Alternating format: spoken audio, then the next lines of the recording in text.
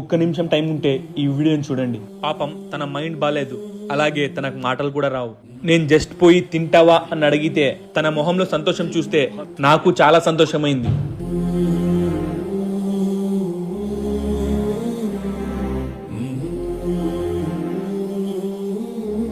బూతులు మాట్లాడే వీడియోలని షేర్ చేయడం కాదు, ఇలాంటి వీడియోలను షేర్ చేయండి. ఎందుకంటే ఈ వీడియోని చూసి కనీసం ఒక్కరికైనా హెల్ప్ చేయాలి అనే థాట్ వస్తే చాలు.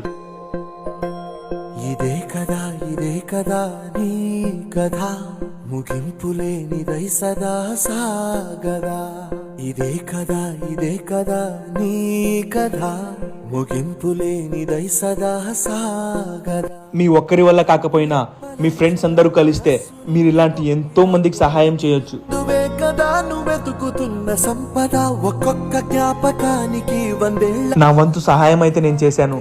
నేను ఇలాంటి మరిన్ని వీడియోస్ చేయడానికి కోసం